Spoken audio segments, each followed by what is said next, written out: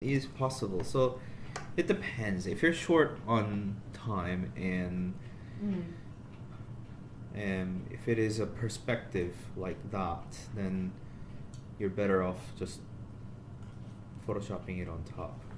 But if you got, I don't know, chairs in front of it and it's harder to Photoshop it in, then I would say, yeah, method on. Or if it's not a simple perspective where you can just tweak it to make it look realistic, and then certainly, because it could be curved screen, it could be something. So it could be many different things. So depends. I wouldn't say always do it in SketchUp, but excuse me. So I was just trying beforehand. So let's try and get that effect. So basically, you can do it with any images. In this case, I've actually just searched advertising on Google. Yeah. Often I collect some marketing images, named brands. That time to time your manager will say, "Oh, cool display screen right here," but I need to decide what goes on that display screen. I can't just write out display screen. So I try to get a common place in the office for we could all dump stuff. But it'll be nightmare. It'll be nightmare. Yeah, it's like Brexit. Oh, yeah. I rather keep it to myself. Yeah. I know just half my stuff keeps appearing on other. My skies are always appearing on other people's things. Yeah. Well, we have this, and I suppose we can fill that spot, just like that image. Let me think. Yeah, I'll use the same. So, basically, I need to fill that in. So, just like how I've done it before, just click on default, create the material, and then look for the specific material. I could use that advertising image. This is all in your library. Yeah, this is my library. But sometimes I have these little things that I may or may not use. Yeah. As a display screen. But in this case, I'll go that one. So that's an image. If whole thing is 100 millimeter, that's too short. So I'll put down maybe 3 meters and see if that suffices. Okay. And the common mistake would be if I apply material here. Oh, it's not a bad mistake, but then I can't really adjust it as I want to. So go back to where. So go inside, highlight the surface, and then apply onto the surface so that none of the edges receive it. That way you can actually modify the position. That option is not available if you had done it onto the component instead of applying onto the surface. So with that said, position it. Obviously it's not wide enough, so I'm gonna double the amount here. You can do it there, but this is a global change, so it's often better choice. So 6 meters, that's fine. Position it, maybe there. When you stretch it out, would it change onto the scale? No, because this is a localized change. Because you could have 10, 20 different surface that has this material on, but all of them has positioning different, right? Oh, okay. So if you stretch from text position wise, it will be just on that specific surface. Whereas if you change any of the values here, in terms of the scale, it will be applied to global. So if I increase it here, all 10 surfaces that have that same material will increase. Does that make sense? Yeah. Yeah. Okay. Any questions? Nope. So I'll go back. Yeah, go ahead. So you did that, this little square on the right, above, and then above. No, right, yeah. Yeah. And then that one. Yeah. So when I create a new material, Yes. if I create a new material right now by clicking this, Yes. it actually takes all the data and then basically sort of duplicate it. Mm. And I don't want any of these Yeah. stuff coming in, and I actually in fact want it to be white, not this colored Right. material. So Right. I don't do that. I click on default material Yeah. and make default material as my current selection, and then if I hit create material, then it duplicates the default material, which doesn't have texture image assigned and stays white. So it's just additional click, but may save you some more clicks. Yes. Make sense? Yes. Yeah. So yeah, that's there. Just to demonstrate, I'll try and hit render. It may take a while, but we'll see. And before we do that, actually, stop. Let's just look at what we had done last week. So when we rendered it, the whole thing was coming out too washed out, and due to everything's too white, so I'll give slight gray to it to kind of bring out the definition slightly more. Delete this. Okay. So instead of a default material on there, I'll create a new material and call it, I don't know, white. But it won't be complete white. It would be, I don't know, say 90. And apply that there. So it'll be slightly different, and that usually takes a bit of better definition. It doesn't help that we don't have any directional light in the scene yet. But that's what we can do for now. Because if you look here,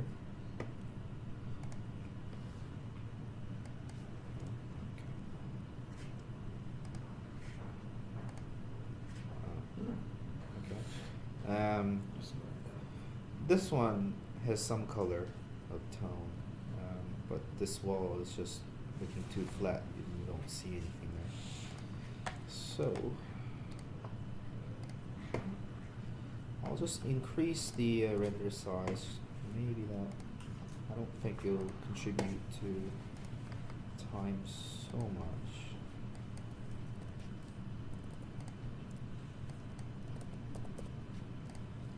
Okay. And render.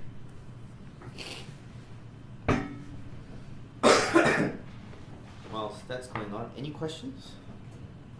I have some, but not regarding that. Yeah, that's fine. Okay, we're now importing the Revit model into SketchUp. Mm-hmm. I noticed that some curved surfaces, they're not really curved.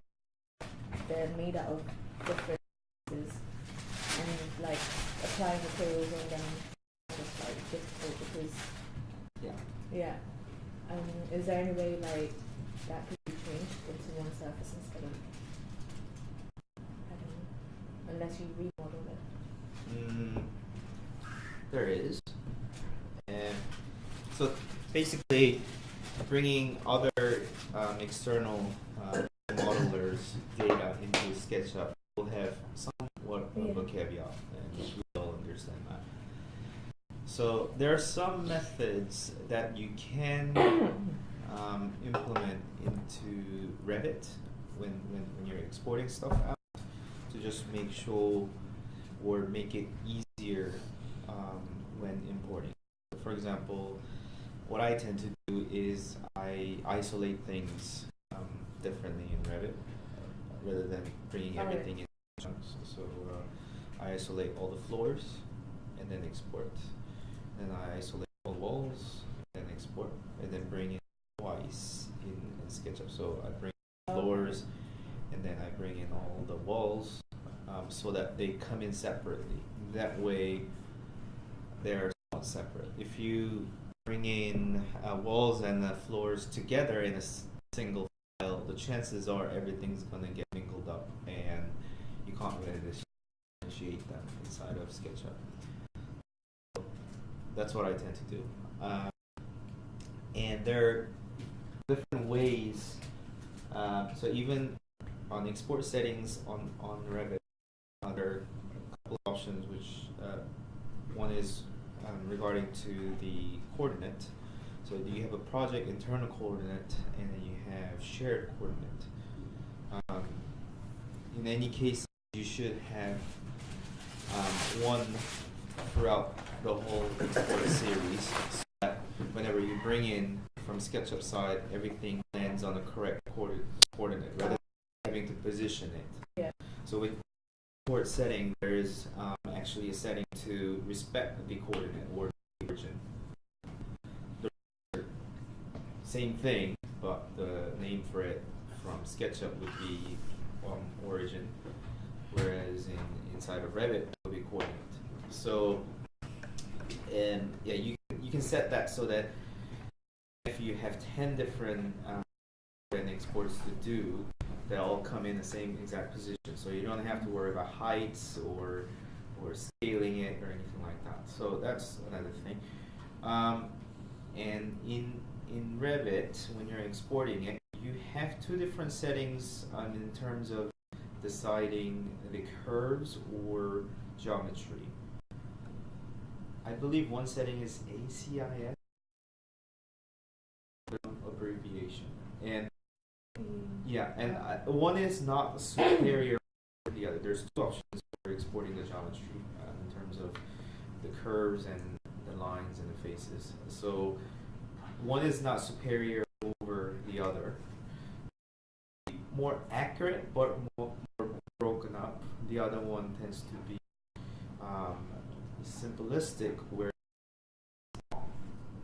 so because you're doing many different ones, you may actually find one works for you in that specific case, and so you have to give it a try in order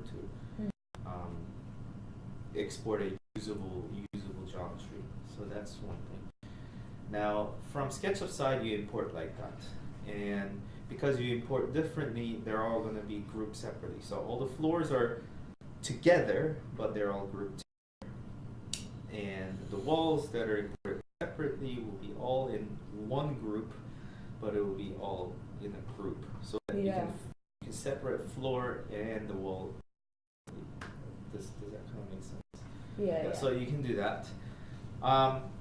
And what happens when you're bringing in? So in SketchUp, there are different types, or let's say, I can show you that whilst we're rendering.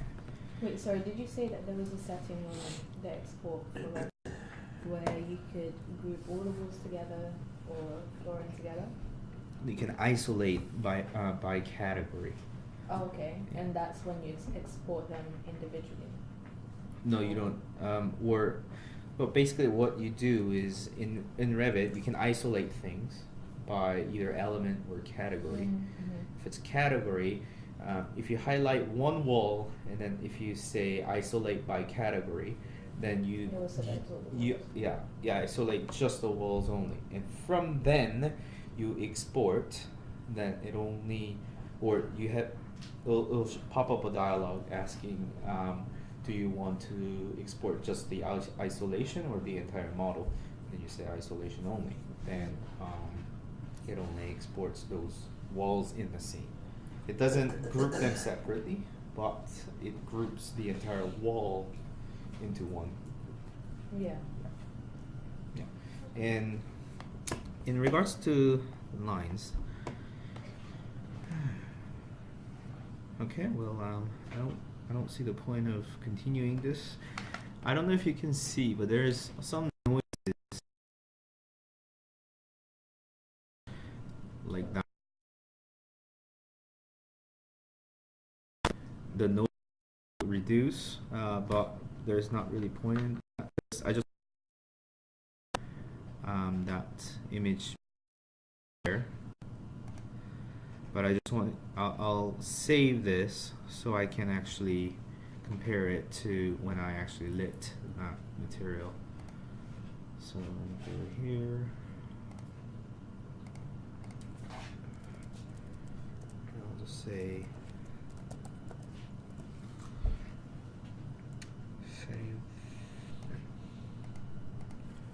save that. Why are you saving it? Renderings are typically better as a PNG, though You mean just quality wise? it's arguable. It's arguable. So I don't want to say PNGs is superior. You can save it either PNG or JPEG. There are other formats that may be suitable for you, but most common choices are JPEG and PNG. PNG seems to be sort of the standard that everyone sort of takes. The reason for that, to be a little bit more technical, JPEG is compressed image. Therefore, it will be smaller, but there's a slight loss of quality in any case because it's compressed. PNG is not compressed, therefore there's less or no loss of the quality. Yeah. That's one. PNG can maintain transparency of map, to be technical. Therefore, if there's a scene which is looking out to sky, so you have a building in the sky above, you don't want to take, you want to be able to put sky behind, therefore you save it as a PNG, whereas JPEG you have to actually clip it to that sky only. So it's a bit more useful in my opinion. Okay. But sometimes JPEG is smaller and you just want to do things quick. I understand that, and you can do that. Yeah. For me, because I always save it as a PNG, whenever I see PNG, I suspect it was a render rather than an external image that's coming in somewhere else. So then, for me, I can just sort it by the type, and it's there. That's just me, though. Yep. So you can save it as that. I'm gonna put that aside, and I'm gonna try and answer Chelsea's question there in regards to the line. So the line, this is a good one. So I think in Revit, even if that's a curve, continuous curve, let me just draw another shape here. So let's say you brought in something out of Revit. And that's what you will expect to see. But in fact, what happens is that you see something like this. That's your concern. Now, or you may even have something like this, where there's a surface shown, but there's no edge shown, so you get confused. Bringing in from Revit side, you'll get a mixture of two. One, you will see the edge every single time. Mm-hmm. You also have cases where you get the surface, but yet you don't see the edge. That's another one. And you may actually get some cases where is coming in as you expected, just like how SketchUp had created it. So the reason for that is this line here is edge, and it's not softed or smoothed, okay? But if I go view hidden geometry, there's this sort of far dotted line or dash line, sorry, dash line or dotted line here, and the dash line is soft and smoothed edges. Whereas the dotted line is not softed or smoothed, but it is actually hidden. So why are those two dotted lines? You didn't make them into dotted lines, did you? I didn't what? You didn't make them into dotted lines. I've hidden it, and that's how SketchUp decides to show it. If once I show hidden geometry, that's I thought you kind of did that on purpose. that No, sound? well, yeah, I've done it like that, but As in, that's just as an individual, not Yeah. within yeah. So basically, if you turn on hidden geometry, you should see some form of line in there, Mhm. whether it's straight edge or dotted or dashed. You should see one, and then you can kind of take a guess whether it's been hidden or it's just been softed. And if there's no face appearing at all, then it is just a case of geometry loss, meaning a geometry coming from Revit side got sort of in the process of exporting, the face never generated in that position. Therefore, when importing from the SketchUp, the wall or face never existed there, so you don't have a surface there. Does that make Mhm. sense? So in any of these three cases, you can fix it. So basically, if you take the eraser tool, if you look down here, there's a shift to hide and control to soft or smooth. So that's what I just did to just kind of demonstrate what it could have happened. So basically, when you have an edge, so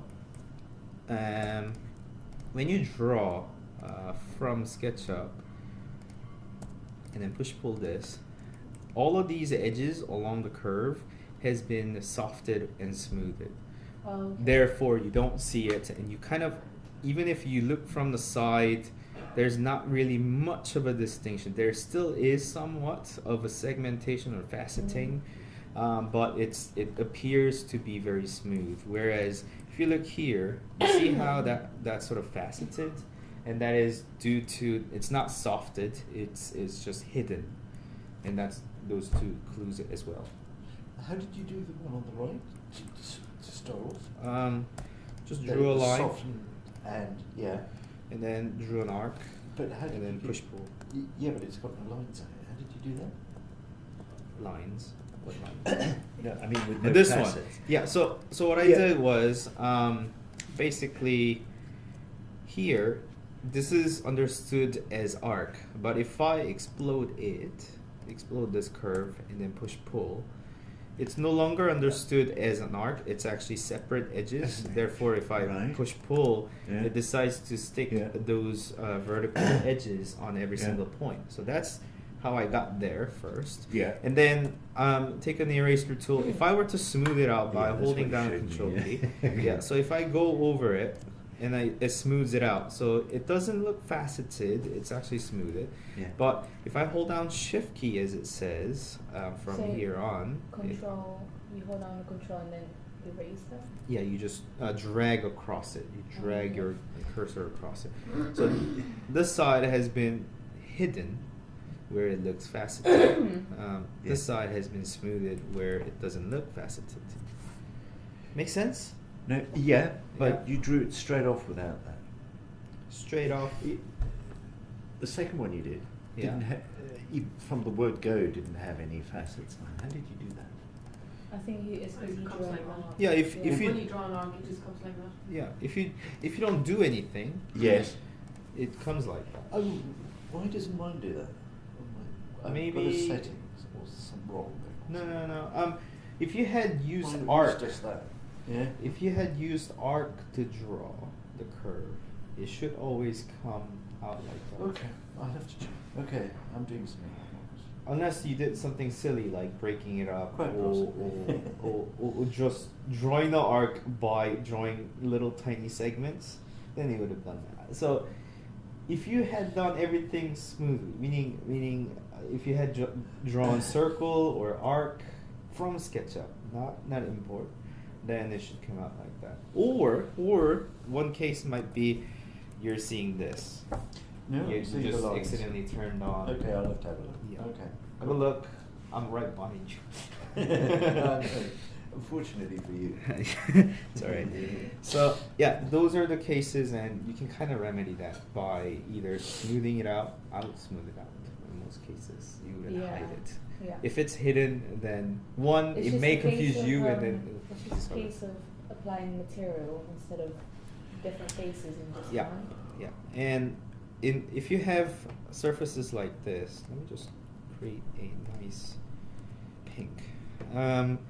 If I were to apply color here, it'll go through the whole surface because it understands the whole surface is the smoothest surface. Whereas if I go over here, it will do to that one segment or one faceted surface because although it's hidden, it still understands that as a one single face. Is that because you didn't smooth it out? But if I apply here, it'll go entire surface. Same deal here. Because if you utilize entity info, if I select this, it'll say surface, and this one will say face. There's two different terminology. Understood? Yeah. Any questions? No? Okay, good. That means I can get rid of these. Could you, sorry. Go ahead. So when you drew the arc, Uh-huh. and then exploded it, Yeah. could you do that? And then after you can smooth out the, because I just want to see in action really. Yep, so I could smooth. Oh, okay, yeah. That's very good, Yep. Yeah? yeah. You can do it out by deleting. No, I didn't delete it. I just went across it. Holding down Control key, I just went across it. Because if I delete it, if I don't hold down any key, then it will remove the surface entirely. You need an edge, some form of edge, even if it's hidden, to retain the surface or face in between. So there's absolutely no way that you have a random surface floating out here, and then even if it appears that it doesn't have an edge, it will have an edge, either hidden or belong to some odd layer that you never intended to. It will be there. If there is a surface appearing, you do have an edge, just that it's hidden on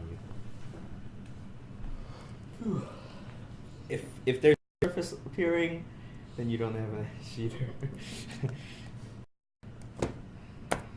So I hit delete, and then there's a good chance that things might be floating around if I turn on hidden geometry. So that's another thing to keep in mind. They're after you,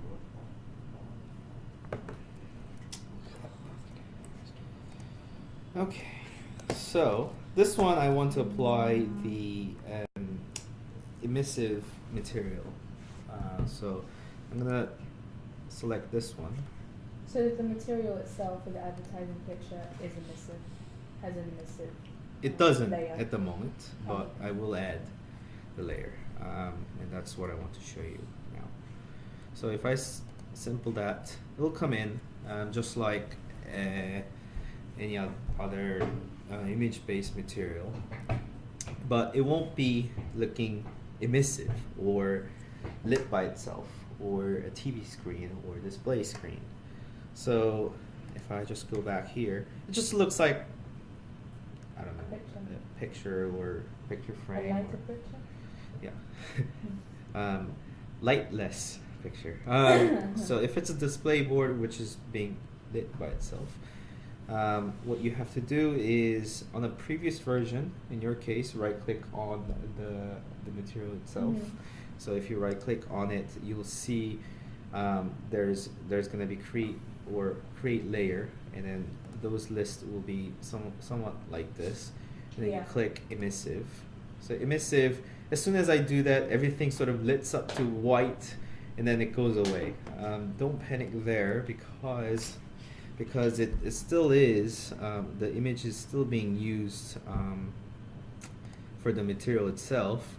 It's just that it's taking the emissive value as what's shown here. So all I have to do is, instead of white, I have to give it a color or image itself. So I click on, there's going to be a M inside of your version. So there's going to be a button that says emissive color or emissive diffuse. It might say diffuse. I think it's diffuse.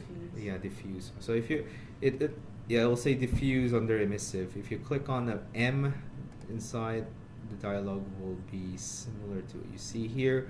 You have to assign it as a bitmap, and once you do that, Come on. It's being a bit slow today. Yep. So in bitmap, it will pop out a dialog to dedicate which bitmap or which image, and I'll say that the same one. It's important to use the same exact one because you've positioned it, you've scaled it, and then if you put something different, then it won't look like it will look completely different. So if you apply the same thing, then it will respect what sort of position you had assigned and what scale you assigned. So if I go back here and then let this thing sort of regenerate itself. Come on. So that's now popped back in, and that will regenerate itself a bit. It's brighter. And here I have an option for compensate for camera exposure. It's the same setting as other lighting or emissive material. I can have intensity of 1 and then compensate for that. And now if I render, it should look somewhat better. And mind you, all of these do add to your rendering time.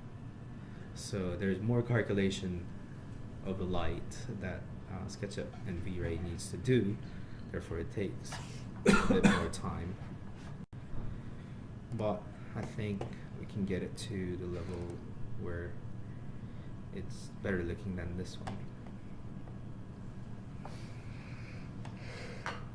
That one, hopefully this one will look better.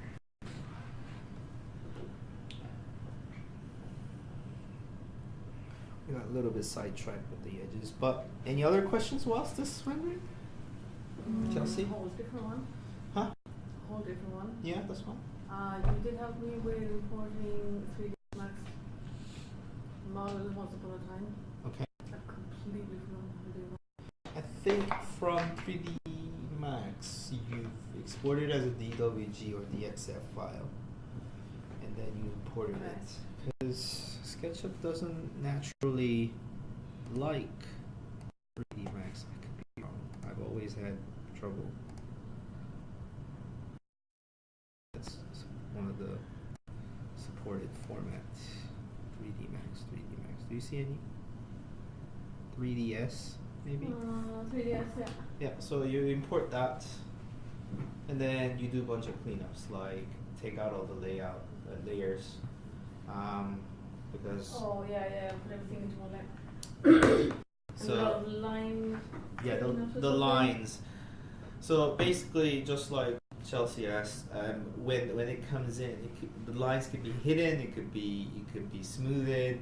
Sometimes not there completely, therefore no surface generated. All of that issues will happen depending on the export method that you had used. If it's a 3D Max file that you brought in, which you have no control over from the 3D Max side, then you're just gonna have to take what you get.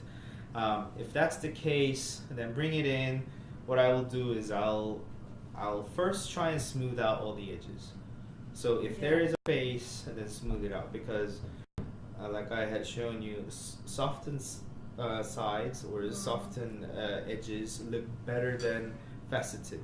It's not so much of a concern because I think your case was that you had a tiny little furniture, and you had hundreds of and you had hundreds of edges on, like, I don't know, the armrest, on the armrest, and you're not gonna notice individual facets because it's just so small. But all you needed was the edges out of the way so that it doesn't look black. Therefore, what I had told you, I believe, was to hide all the edges. Now, you can hide all the edges by, like I said, holding down Shift key on the erasing tool and going over all the surfaces. But it'll take very long time because you had a lot of stuff and nested groups as well. Therefore, I had you install one of the plugins which just basically does that automatically for you. Right, yeah. I think that's what I recollect. Makes sense. I'll let you say it. Yeah.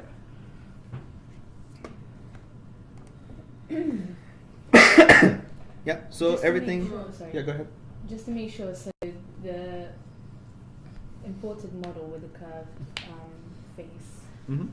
We could apply that method as well, where you hold the control and then erase the, Mm-hmm. and then it smooths it out. Yeah. Okay. I mean, even if it's imported, it's not gonna say imported thing. It still understands it's a Yeah. native SketchUp geometry. I think I tried to like delete some lines and it just deleted the whole face. Or something. Exactly. Yeah. Because no face can stay if the edges are gone. Yeah. Yeah. So, it doesn't look as convincing here, but I believe it is a bit more convincing on my screen. So if you want to take a look. I think it feels Yeah. like it only, but in the context around it Yeah. isn't. Yeah, well, that's what it is. So Oh, okay. yeah, so that is itself being lit up whilst everything else isn't. Therefore, that's why it gives that feel of it being lit. I don't know, my screen is sort of jumping around. Yeah, so that's what it will be. As soon as it finishes this cache pass, I'll save it and show you before and after. And that would be it. Alright, that's it. Stop right there. It's a bit noisier than the other one because I haven't really finished it.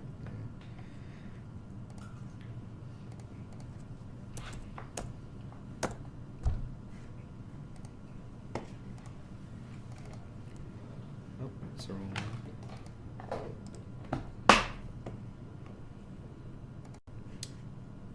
Okay, so that one.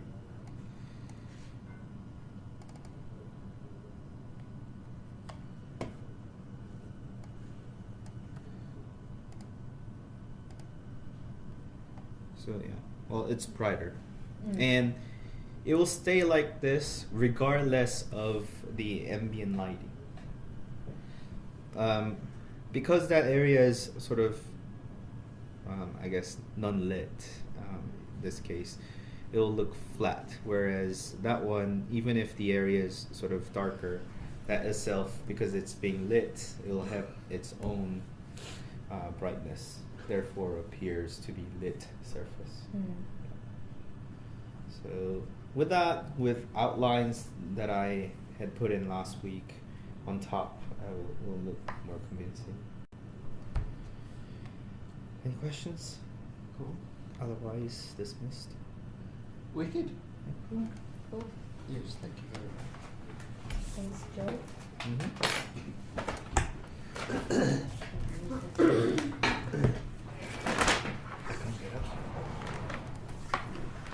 Yeah, thank you, Monsieur.